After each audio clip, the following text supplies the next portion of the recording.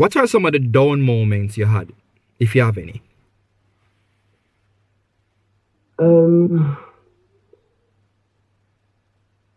I used to think like I wanted one thing I wanted for Jamil is him to be able to communicate, to be able to tell me how he feels, and he can't do that. So if he's upset, I don't ever know. I have to pick up on how he is. So how I know him as a person. So I know if he's a bit grumpy in the morning because he'll be like, you know, you can just kind of tell because he's not really in a good mood. But he can't tell me that he's upset. He can't tell me if he's how his days went at school. I have to kind of go off on how he is, on how he's kind of how his body language is. If you get me, he can't come and tell me, "Oh, I'm feeling like this because I'm sad. I'm feeling like this because I've had a bad day at school." He can't tell me that. But if I'm being really honest with you, Jamil is really a really happy child. He doesn't really. My mom died of cancer, and it tore me apart. Hi, welcome to my YouTube channel. My name is Brian, and this is the Ivy Cancer Podcast. The death of my mom had inspired me to interview people with cancer or who have been affected to help spread awareness. The broader my subscribers are, the more people will be motivated to share their story. So if you come across this platform and you would like to help me achieve this goal, please hit the subscribe button. It will be greatly appreciated. A video will be uploaded every Wednesday. Thank you.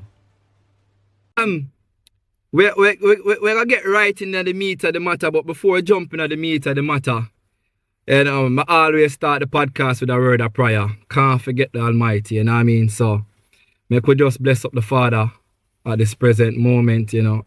Most righteous and eternal Father God, we come before your presence tonight. We pray for your forgiveness of sins. We are falling short of your glory. And as we come together tonight to speak about autism, we ask that you may bless each and every one that is on the live. I pray that you may open their ears so that they can understand, listen and understand. Bless my guests and bless each one of us. In Jesus' name we pray. So, one in every 36 kids have been diagnosed with autism. Into statistics, it is not specialized in one race, so you know everybody can get it. It is also 4 times common in boys more than girls. About 17% from the age of 3 to 17 were diagnosed with ASD in 2009 to 2007. Hi, my name is Brian and welcome to Ivy Cancer Podcast. And my guest tonight is Teresa, aka Lady Positive. Thanks for joining this podcast, Lady Positive. Why the name Lady Positive? So I'm going to give you a story on that. My follower named me that because it was last year. She said to me, "You're always positive." So I thought I don't have a name for I just was on Lady T. I had my name on there, and I said, "Okay, I'm gonna actually name myself Lady Positive" because they said I'm always positive. I've been positive input to TikTok, and that's where I got my name from. So one of my followers actually named me Lady Positive, so I took the name. Yeah, because I watch you live a lot of times, and very interesting. It was actually one of my really good followers that man. Been following me for time, and she called me Lady Positive, so I called my name Lady Positive. So that's where my name come from. Definitely. So Lady Positive, Teresa / Lady Positive. Give us a little insight about Lady Positive. No, not Lady Positive. Give us a little insight about Teresa. Who is Teresa? Teresa is a mum of 7. I'm a single mum. I've got 7 children. My oldest is Jamil, who's got autism. I've also got a daughter also, she's got autism as well. And I've also got another son that's got learning difficulties. So out of 7 of my children, 3 have kind of conditions. Okay. My daughter wasn't diagnosed till last year, December. At what age? And with girl, she's 14. Whoa. Okay. But Jamil was diagnosed at 18 months. So I'm a single mum, just trying my best really, just getting through life again. So we spoke on the phone briefly, and I join the live a lot of time, and there's some stuff that I would like to, ask you about before we get into, the topic of discussion. And one of the things that you discuss on your live several times is that you have depression. Tell us about that. So for a long time I hid it. I never diagnosed that I had depression to anybody. I kept it a secret. Like as I told you on the phone, I only started my journey through my depression at 42. But 2 years ago, I went to the doctors where my daughter was going through her kind of thing, and I was going through a really bad time. And I went to my doctors, and they diagnosed me with depression. And there were certain things I couldn't do, like there's certain places I couldn't go. I realised my anxiety. And I actually spoke to my friend that's in the comments now, and she said to me that it seems like you've got depression and anxiety. And I was like, well, what's that? But back in our day, it's just like it's a low day. We don't really talk about depression, anxiety. This is all new things that have come out. And then I realised there were certain things I couldn't do, certain places I can't go. I'm a type of person I would like to go out and like clubbing. I couldn't do that anymore. I haven't been clubbing for years because of my anxiety and stuff. And I didn't realise that I was actually going through depression until my friend actually pointed out to me, actually, T, you are. So I started my journey. I went to the doctors, and I don't really talk about my depression because Hi. YouTube have 2 ways to push your channel. With that said, I'm asking you 2 quick favors. If you like what I'm doing and want to support my growth, please give me a thumbs up so that YouTube could send my videos out to like-minded viewers just like you. 2, I've noticed that 70% of you who have revisited this channel have not yet subscribed. Please hit that subscribe button. That way my channel will grow. And my promise to you is to give you more content with substance just like these. Do we have a deal? Thank you. I don't want to come on live and talk and start crying. I don't do that. I just kind of mask it a lot, where I come on live and I talk to people, and that helps me. Do you know what I mean? It helps me. I'm not a person that will come and tell you what I'm going through. I hide it, and if I don't talk to you for the day, I'm going through something, and that's just how I am, and I manage it. I don't like to talk about my depression because it makes me feel like, and my friend in the comments told me it's okay not to be okay, and that's what I had to learn for myself. It's okay to be low. It's okay to be upset about things, and it's just one of them things. We all go through depression, and we need to kind of talk about it more in order to learn about it. You know what I mean? So you made mention earlier that you kept your depression a secret for a little while. What was that reason why you kept it?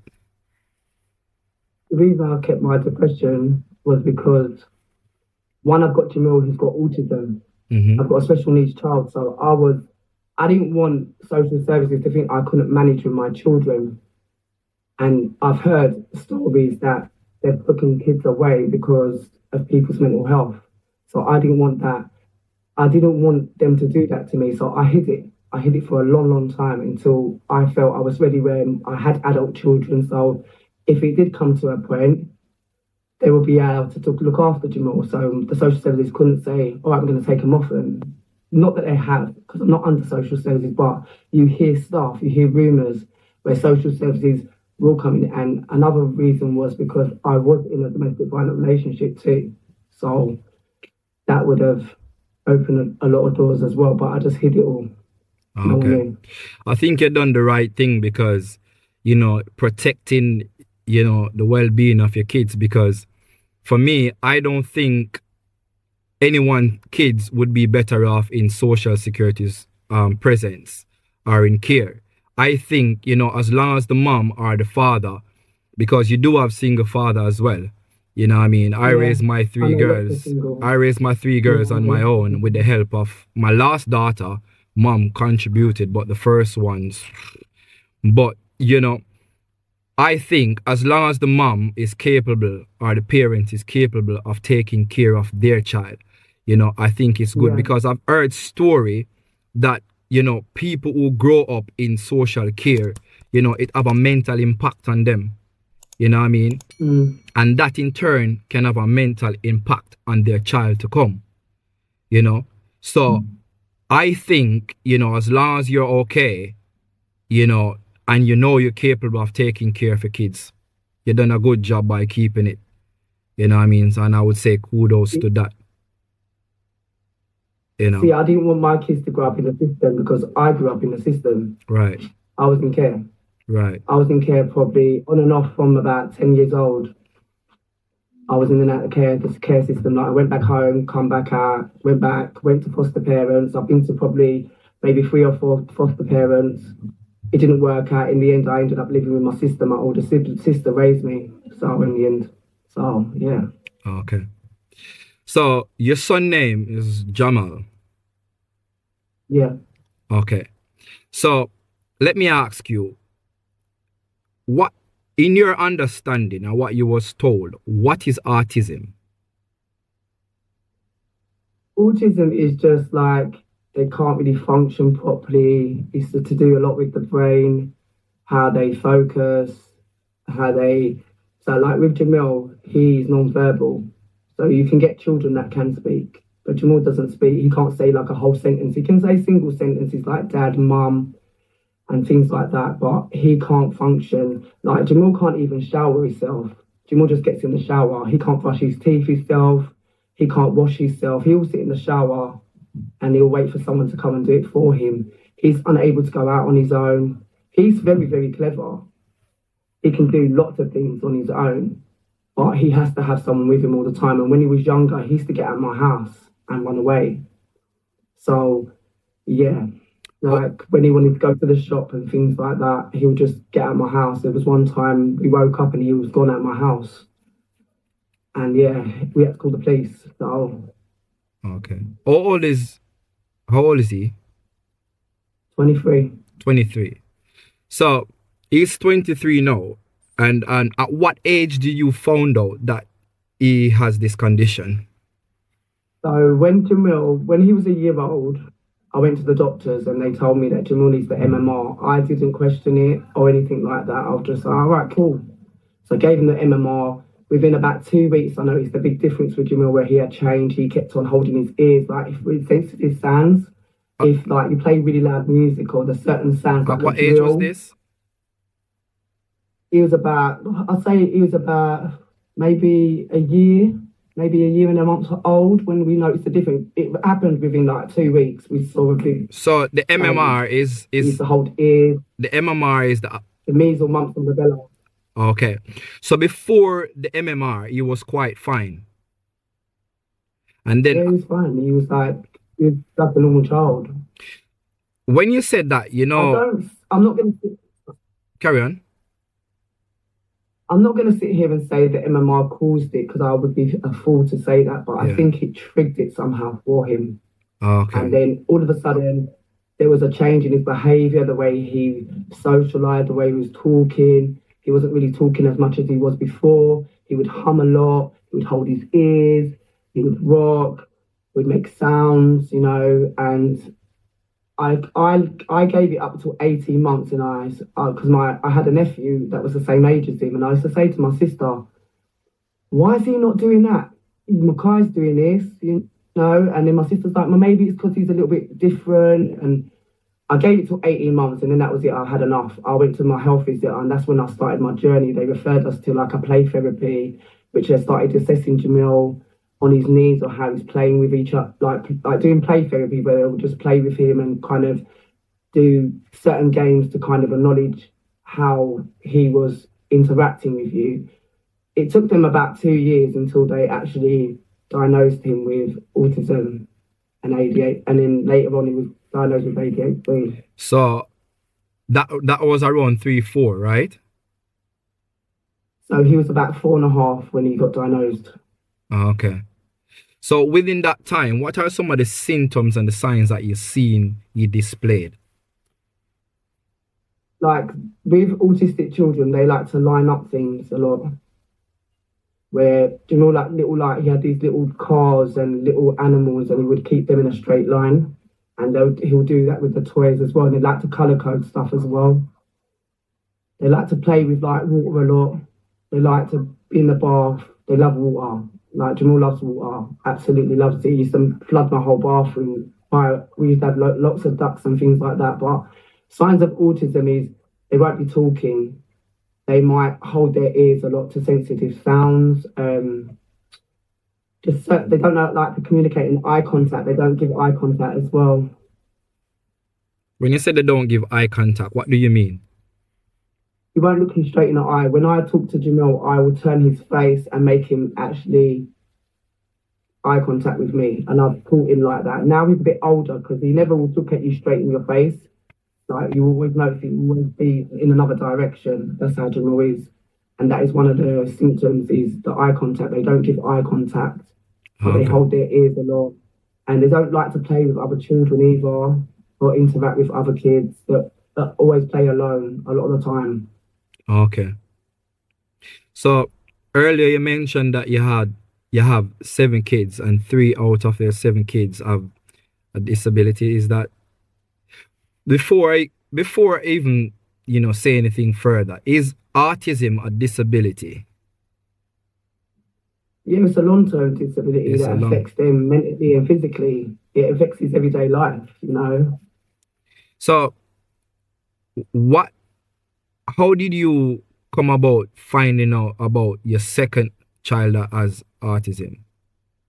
So with Samara, she was quite behind. She wasn't where she should be at with reading and stuff, like her education. That's another thing. And we realised that she wasn't where she was. So I went and spoke to her teachers. They were giving her help and support. Then through lockdown, she got, I think, an education health plan, which is a plan which will give them extra support in school. She didn't get diagnosed until last year. It didn't really open up much rooms because we didn't think she had autism because she can speak, she can talk, she can talk just like me and you. So with her, it's a little bit different because she's a girl. And it didn't happen for her until she went to secondary, and then that's when her challenges started, where she kept on walking out the class. She wouldn't really interact because, she'd become the class clown, where she wanted to mess about all the time. And then obviously they started realising certain things about her, that she was behind and she didn't like to really interact with anyone. She's very argumentative sometimes with people as well. She'll just shut down. She just shuts down if like you will pick at stuff with her. And we obviously got her assessed and she had to change school. And I had to change her school to a special school because they couldn't handle her behaviour at the mainstream school. We left her there for 2 years. Within them 2 years, there was just so many challenges and changes. And with girls, I find it's when they go to secondary school, it can open a lot of doors. Because if you think about a secondary school, when they're in junior school, it's small. Once they go into secondary school, it opens up because you've got to go to different lessons, different classes, and that can be a really big challenge for kids like Samara and obviously Jamil. And you don't really notice. Some people, with girls, they can mask it very well because we can cover up stuff and they don't show you. They don't show you. You can't tell straight away with girls. It's very hard to diagnose girls because with boys, it's very easy. You can kind of tell. But with girls, it's much more harder to diagnose them because they can mask a lot. Where she can talk, they didn't really look at it like that. They were like, well, maybe it's behaviour problems. They didn't know what was wrong with her. So it was like a long process with her. But then her behaviour, her sleeping, she wasn't sleeping very well. Some nights she wouldn't go to sleep until 5 o'clock in the morning. And her behaviour was just horrendous. It was worse like when Jamil was. How is she managing her new school? Her new school is much better because she's got a lot of help and support there. And she goes to a special school as well. Okay. So the fact that Jamal was 1+ when you found out, and what's her name again? Samira. Samira. She was basically 14. What were some of the challenges that you faced with Jamal growing up? See, Jamil, I had to secure my house. I couldn't have. I had to put gates on my back door, my windows, because he would get out of my house. He'd climb out of my house and run away. He would go if he wanted something. Say for instance, he wanted batteries, which he likes playing his computer, and that requires batteries. And if they run out, he'll get an idea in his head. He can't tell me, he can't communicate to me that he needs batteries. So he's thinking in his head, I need to go to the shop to get batteries. So that's what he's saying in his head. Yeah. Like you said, they're very smart. So there was one time when we realised Jamal had got out the house, we had to secure our house. I had to secure my whole house around him. And look, even to the point where I had to lock the door and put the keys underneath my pillow at night, because he can look at a key and he knows exactly what one to put in, and he can actually open the door and get out. Yeah. So yeah. What are some of the down moments you had, if you have any?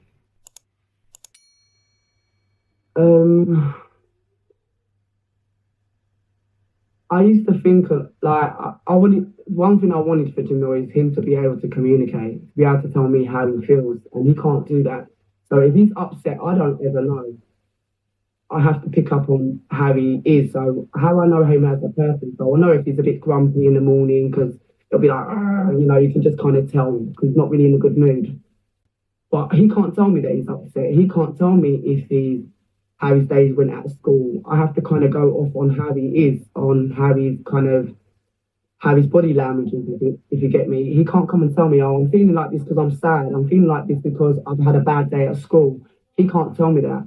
But if I'm being really honest with you, Jamal is really a really happy child.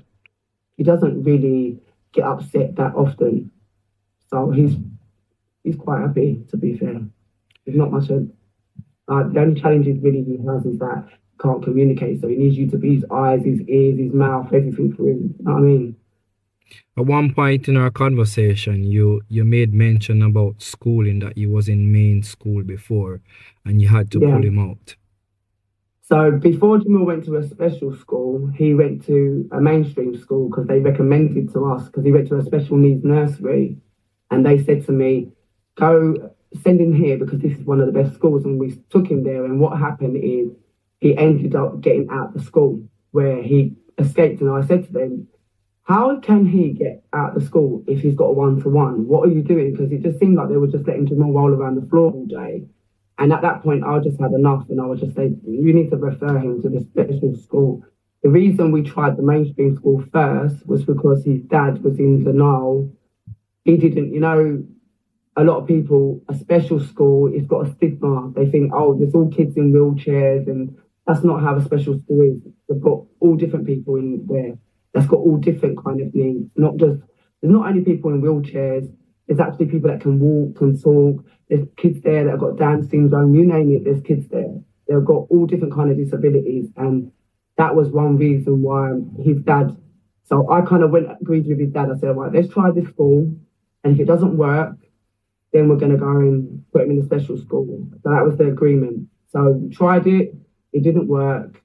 And then we got him in a special school, which we was lucky at the time that we done it when we did. Well, he wouldn't have probably got a place for a long, long time. And he was at that school from like 4.5 till the July after his 19th birthday. Okay. You mentioned something earlier when you and your ex was debating pertaining to school or having a disagreement. And one of the things I realize with society is that when people have a disability, they look down on them. And sometimes these disabilities, sometimes even I've seen people with Down syndrome that's more brilliant than people with even a proper education. Yeah. You know what I mean? Yeah. So I don't think anyone should look down on somebody with a disability, rather than, give them a hand of support, show them some love, because these people do need love as well. What it is early intervention, I think, where before they never used to be early intervention. Now they actually can intervene from a really young age, like as young as 2 now, where before, in Jamil's school, you wouldn't get in until he was 4.5. They actually have a small part in a nursery now there. So this nursery he used to go, the school he used to go, they've got actually a nursery, a junior, and a secondary. So they've got 3 parts to the school. But the school that Jamil used to go, you can actually stay in that school till 25. The reason, the thing is with a special school, and this is what parents probably are not aware of, when you send your child to a mainstream school, they keep your child in a class all day, all day. When you go to a special school, they've got a self-play area. They've not got them doing just education all day. They take them out. They take them out into the environment. They take them on trips. They make them learn. They make them brush their teeth. They learn them to wash their faces and things like that. So they get them independent in certain things, so they will learn. Do you know what I mean? And they don't do that in a mainstream school. They keep them just in the classroom, but they actually do things with the kids and take them out into the community where they'll have a timetable on what they're doing. And some children, if they are able to go to another school, they can do like part-time secondary, like special school, and they'll do part-time mainstream school. It all depends on what their capability is. It all depends on the child. Do you know what I mean? So with Jamil, he just stayed in a special school, which he would go out on activities. They would do education with them. He had a different routine every day, like of things that they would do. Do you know what I mean? So would you advise, parents that, have a child with autism, to get their kids involved in school, or would you advise them to homeschool them? What would be your advice? If you can get your child in a good special school, I would advise them to put them in a special school, because I don't think a mainstream school, I don't think they can, you've got to think about it, they don't have a clue. In a special school, they're not even trained with autistic children. In a special school, they are trained, I think, once a week. They have to do training with them. So they're able to deal with them. If they've got behaviour problems, they're able to deal with them as well. They know how to deal with these children because they are trained to deal with them. In a special school, in the mainstream school, they're not even got any training. They don't have a clue. They just get any and anyone just to work with them. And they ain't got no even qualifications or experience with any children like Jamil. When I do some research pertaining to autism, there's a lot of questions surrounding autism. Just like a lot of sickness, they don't have any definite, suggestion as to what caused autism or where autism come from. But basically statistic is saying that it can be a link with genetic, or I can't remember, there's a sickness, a disorder. Would you agree with some of those claims? I wouldn't agree with all of them, but a lot of them say that sometimes it can come from one of the parents. Yeah. So with Jamil's got autism and ADHD. Mm-hmm. My other daughter, Samira's got autism and ADHD. And then on my side of the family, I've got a nephew that's got ADHD. I've got another nephew that's got autism. So I personally think I'm the carrier. Oh, okay. Okay. So I think it comes from my side of the family. Have you ever checked your... And I think I'm even at the point where I'm gonna get checked for, obviously, ADHD. I think I've got ADHD. I don't know about the autism side, but I will be getting checked to make sure that I'm not autistic either. But I do think I've got ADHD, personally. Okay. So you speak about Jamil and Samira. You say you have a next child with autism. He's got learning difficulties, but I do think he's got ADHD because he shows the signs where he doesn't really interact. He likes to be on his own a lot. And some kids that have got ADHD, they don't really like to mix with other kids. They only like to mix with the people that they know, like their friends. He's only got really one friend, really, that he goes out with and talks to. He prefers to be on the computer more than anything. He don't really like to go out and about and things like that. So, but they let him down because they wasn't... they were meant to refer him from when he was in school.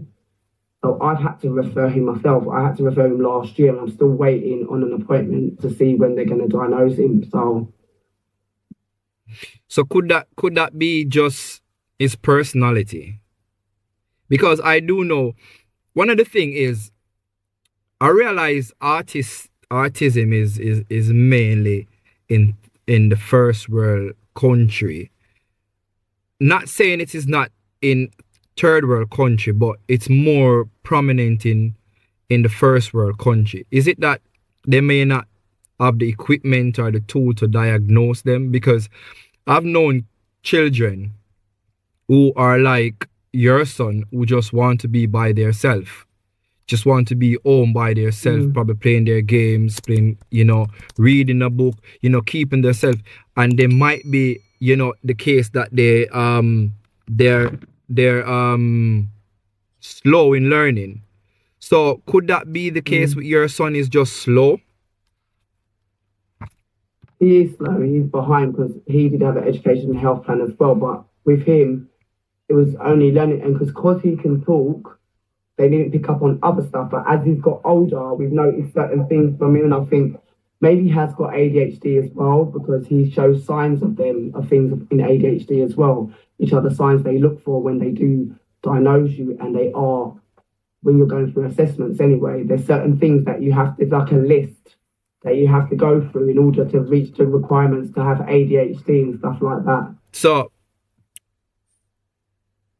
I've seen so many things on the internet, and some of the stuff I've seen also is that alcohol, they have some form of linkage to autism. There's so much speculation on the internet pertaining to autism, but I don't think, well, as what they said, they can't, give a definite as to what really caused it. But, what are some of the advice you could give to parents that have an autistic child? What my advice would be with you, if your child is doing certain things and you feel that there is some, I think a parent always knows. You will know if your child, you will know. You will pick that up. You will know, because you just get a sense. You can kind of tell when they are. The way they play, the way they are talking, if they try not to talk, because Jamal just didn't talk at all. And they said to me he would never talk, but he does speak. But he says single words. So your child will show you. They will guide you. Sometimes Jamal will guide me, and I will have to say to him, Jamal, show me. And he will show me, and then he will show me, like, on my phone, like, if he wants something, like, say he likes computers, he likes games. So I'll give him my phone. He can go on eBay, and he can choose his own game and everything. Your child will show you everything, even when it comes to learning how they play, learning how they want to interact with you. Your child will show you that. Does he show any signs of anxiety or depressions or anything like that? Jamal, no. I don't really see that in Jamal. Jamal's always happy. Like, he's never really... Don't get me wrong, with him, he's non-verbal. So, most of the time he likes to play on his computer. He'll come down when he's hungry. Most of the time he likes to be on his own. He likes to be in his room. He likes to be on his own. He's 23 years old. Most 23-year-olds don't want to be with their mum all day.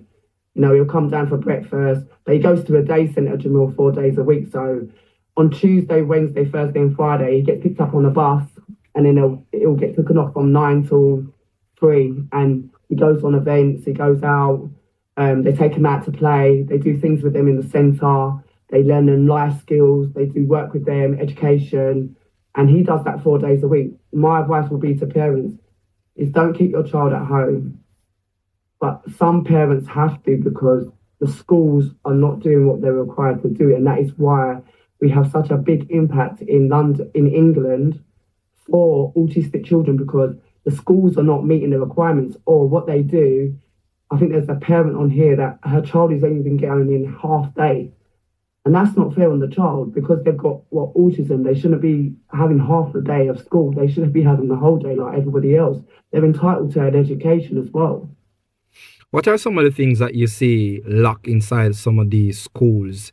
As you mentioned, they're giving parents half a day with the child. Apart They from don't that, look after them. apart They from don't that, look what after are the some of the kids things properly. that they're lacking and doing? They keep the child in the classroom all day. That's one of the things. When they shouldn't, they should be setting them a read. They don't have resources in there, like she just said. There's nothing in them school. Like when you go into a special school, you'll see soft play areas. You will see special, like they'll have special needs toys. There's different toys you can buy for children like that have got autism. There's certain like computer. So say for instance, you've got a computer, you can get a keyboard that have got massive letters on them. Where on a normal average computer, it's just normal, but you can actually buy certain ones for special needs children so they can, and it's the funding as well, Do but they you don't know what to do with them. do you think in the mainstream school, kids with special needs will be abused in any way? They do. They get bullied. They Get do get bullied? bullied, and they do get picked on. And people don't, and sometimes kids don't want to play with them. And what they do sometimes, I had a friend of mine. They kicked her child out because sometimes he could be aggressive, and he was only aggressive because the kids used to bully him and pick on him, and then do things to him. And then he would react. And when he reacted, he was the one that was the problem. So he was the one that got excluded. So in that case, they probably been treated unfairly. Instead, they should have probably, Yeah, resolved the situation before it escalates to certain things. Because yeah, this is one of the exactly. things with bullying. The one who Yeah, get in the bullied always seems to be the bad person because they act yeah, out of of defense. Because they're constantly going to school every single day and being bullied, being beaten and being picked on and all these things, and one day frustration, just out of yeah, frustration, they snap. yeah, And then next thing you know, oh, your child is aggressive, or your child is yeah, that. But they never yeah. take into consideration when the parents, because the parents Mm. do go to the school and say to them, Yeah. listen, my child comes home to me and said this to me and that to me. Mm. Can you resolve this? Oh, yes, I will speak to the principal. Oh, yes, I The will school do this. don't do And nothing when it it comes to just go through deaf quality. ears. Yeah, and it's only you have to get to a point where you tell your child, and you can't really tell a child that's got special needs to defend themselves. So it's like you want to send your child to a school that, like, just say for instance, I'll use an example. So my son has got learning difficulties. They picked up on that he had that, and they gave him support in the class. So they wouldn't do education with him. They used to just make stupid kites with my son all day. And me and his dad used to be like, why are you making kites with him all day? What about the education? That's what sometimes they do. You are a single mom. And Yeah, I am now. you are now a single mom. How do you find it, raising 3 autistic kids and 4 normal kids? How do you find it raising 7 kids on your own? See, my older children, they're really good. Like my daughters, I've got a daughter that's like 21. I've got a daughter that's 20, and they are brilliant. Like we all just kind of mingle together, and the older kids will help me out. They Yeah. do.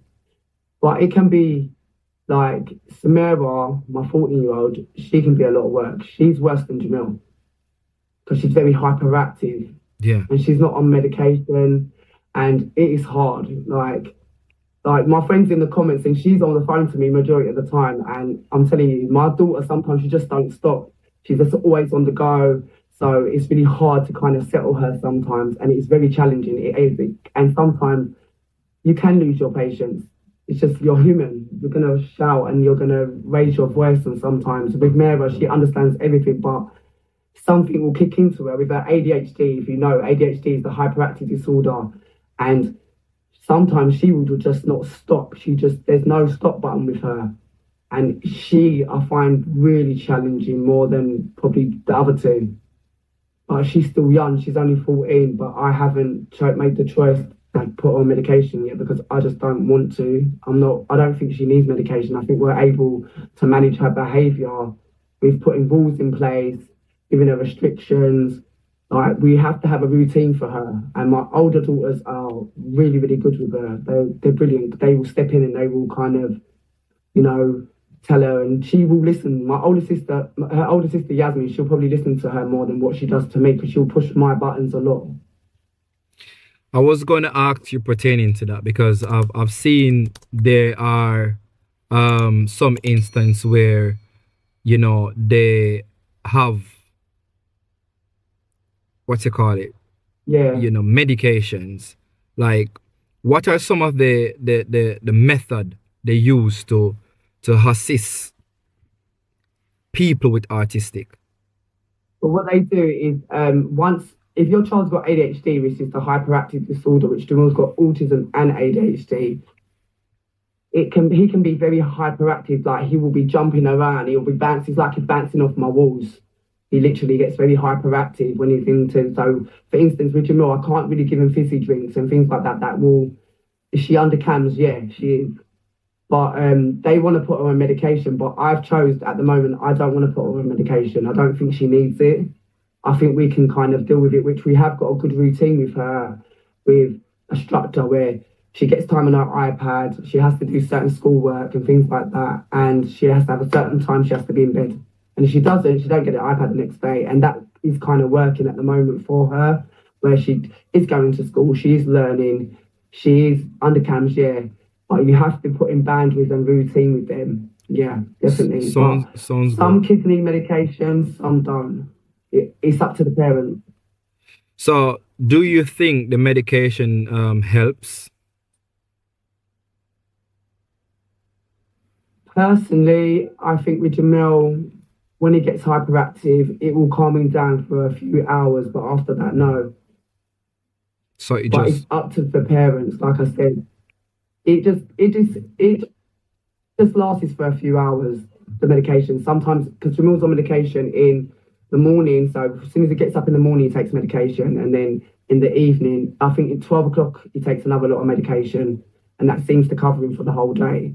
But then if Jamal is on one, it doesn't matter if he takes the medication, it just doesn't click in. He will be on one. And sometimes my phone will be on the phone to me. She's like, what's going on with Jamal? I say, he's on one today. And he does get a couple of them each month where he'll be quite hyperactive out the whole month, which I just kind of, I have to calm him down sometimes.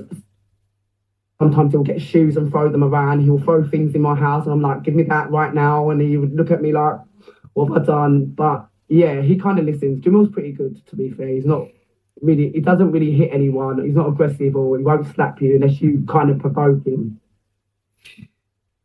I'm going to break for a little bit. I'm going to break for a little bit. Guys, my name is Brian and I've started a podcast. It's called Ivy Cancer Podcast. That podcast was motivated by my mom's passing last year. That podcast mainly is about cancer.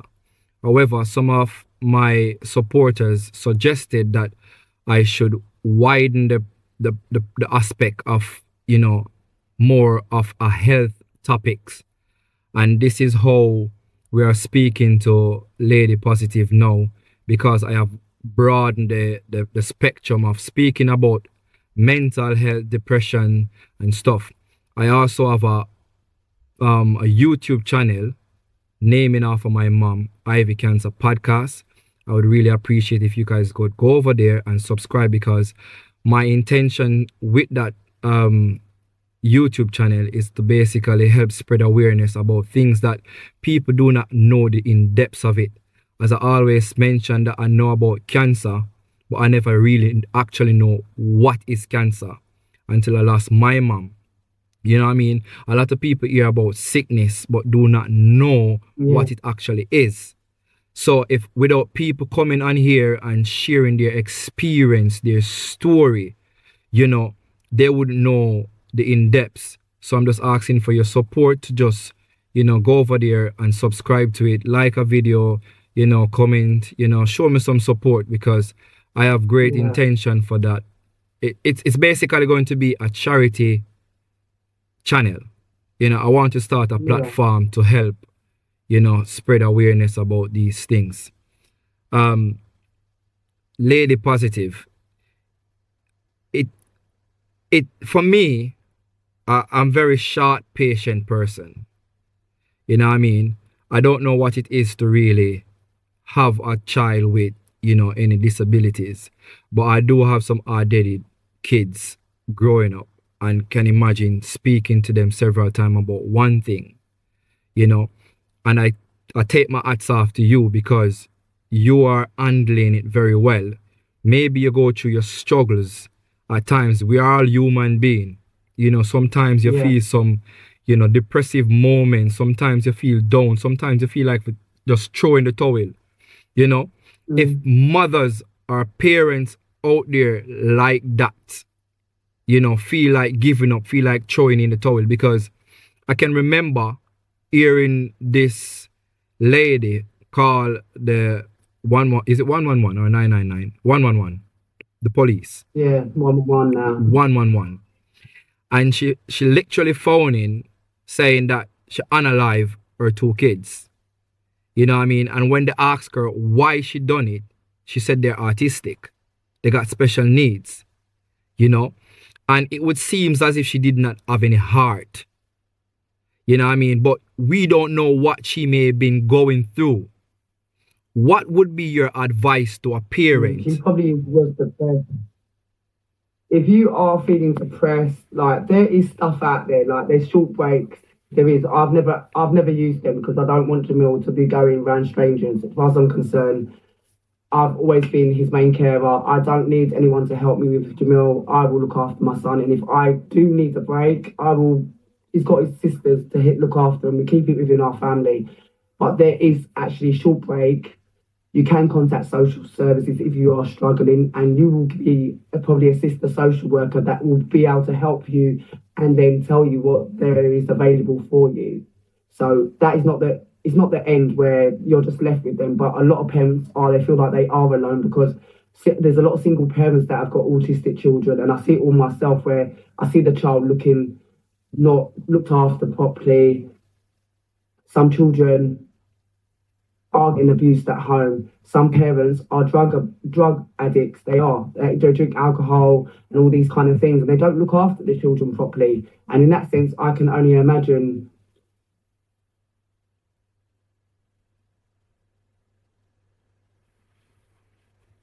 Seems there's some disruption with the signal, guys. I'm sure she will jump back in.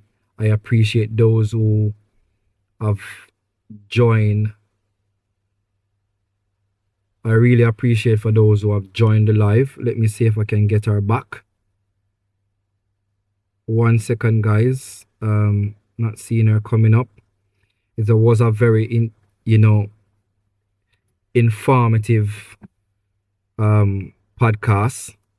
You know, we learned a lot about autism, and it was really, I really appreciate her taking the time to come on and share her journey about autism. Now, guys, yes, she's back. As you were saying before you cut out, you was giving us some advice for those who struggling. You mentioned something called short, and Rain mentioned something in the comment section. I don't even remember what she mentioned. So I think society as well, where we'll give you some advice as well. You was low just now. Can you repeat that? Also, a website called Autistic Society, which can help you, and that will give you information, social services. If they go to a special school, you can find out information from them as well. And I think they've got something called short-term breaks as well. Mm-hmm. You can apply for that through social services, which they will give you, help and support towards your child if you want to. Up to you. Okay. Well, Lady Positive, trust me, you have been very inspiring, and I really do appreciate you taking the time to share these information with us. And I pray God's strength over you and your family. You know, I pray that you may continue to do the good work and continue to spread the positive message that you're spreading on your platform. Apart from TikTok, do you have any other platform that you would like to share with the guests? I need to make a YouTube. I'm about to do that. Everyone keeps on telling me to make a YouTube because Yeah. I should be ready, because I do want to share with it, because I know there's a lot of parents out there that don't, and I just want it specifically to be about autistic, ADHD, learning difficulties children, and that I am going to do that soon. So just be aware. It will be. I am looking forward for it. I would encourage you to do so as well, because like I said, a lot of people do not aware of a lot of these things. They know that it is around, but they do not know the depths unless someone come and share their story, you know. So please do. So you can follow Lady Positive, as you see there, Lady Positive 29. She looks like 29. Maybe that's why she put 29 up there. You kind of got on low. I'm not hearing you. Yeah, since you come out and come in, your volume kind of been up and down. Can you hear me now? Yeah, I'm hearing you now. It's probably because I had it on my shelf. Okay. So thanks again once more, Lady Positive, and I hope that you have a blessed week and bless up your children them and keep safe. Thank you for letting me come on. Yeah, man, definitely. And guys, remember, please go and subscribe to Ivy Cancer Podcast. I want to create a platform over there that, you know, will help support, you know, the less fortunate with cancer medication and stuff. You know what I mean? So please go over there, subscribe and follow. I will be having a lot. Huh? If anything, text me your YouTube. Yeah. And I will share it on my platform as well. Yeah, man, I appreciate it, man. And I have a race coming up. UK Cancer 5K run. I don't even start training yet. It's in May. You know, Lord Almighty, get training. Yeah, I need to get training. So I also have that, guys. The link is in my bio. You can sponsor me. Whether £1, £2, £3, just click the link in my bio and just support me. And if you can't get the link, because I know sometimes TikTok don't really give the link, just inbox me and ask me if you send the link and I will send the link. Cool. Blessed guys. Have a blessed week. Thank you guys for your love and support always. Take care, everyone. Bless. Yes.